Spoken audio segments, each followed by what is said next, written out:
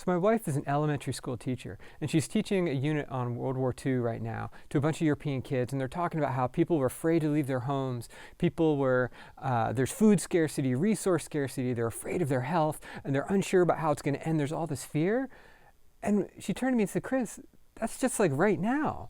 And I was like, oh my God, unless you're a veteran, and when I tip my hat to those people, this is the closest most of us have ever experienced to a wartime environment.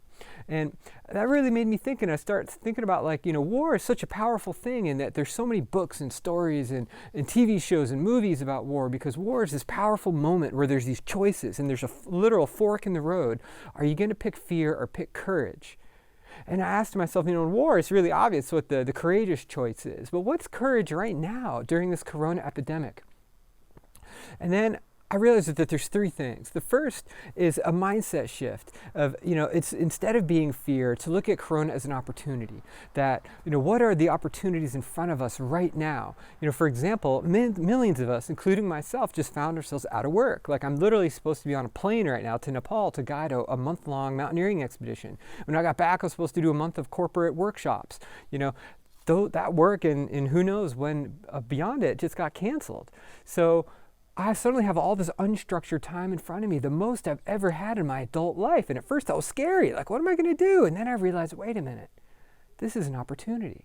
I can, instead of, counting all my pennies and watching them dwindle in fear, I took out that credit card and I signed up for an online program that's going to help me, further develop my skill set. So I'll be even more marketable and going forward. That way I'll never have to be at this corona situation again, this fear and uncertainty with my family about our income.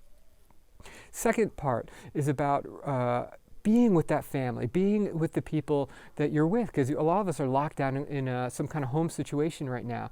This is an opportunity. I will never again have this much unstructured time with just my wife and my son. So how can I double down on these relationships and make them even more powerful? And be an even better father during this time. So that's the opportunity, the shift to be present. And so the third way is to double down on healthy routines.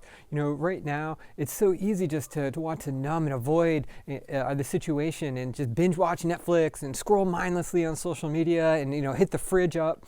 And I've decided, I'm going to build some healthy routines and some normalcy. So I'm setting the alarm every morning, even though I don't have to. I'm meditating right after I get out of bed, and I'm working out. And I'm going to try eating instead of pleasure. I'm going to eat for health. It's something I normally don't do. So I'm trying out these new routines, because to me, that is courage during this unsettled time. So when we look at corona, it was such it hit us with this unexpected power of a tsunami, and that's why it's a bit of a natural disaster. But at the same time, just like a tsunami, the water recedes, and corona will pass. This too shall pass. And when that water recedes, we're all going to come out of our homes, and we're going to rebuild our lives, just because that's what human beings do. That's what we do. We will rebuild. So the question is, how do you want to rebuild your life?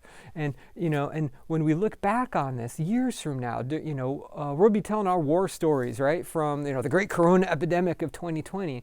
What story do you want to tell? Because you are building your story. You're deciding your story every day with these choices that you make. So I invite you to choose courage, to choose a story that you're going to look back and be proud of. And so I invite you to do that together. Let's do that. So drop a comment below. Let me know how you're choosing courage, and follow on social media if you like more videos. And let's go through this time together.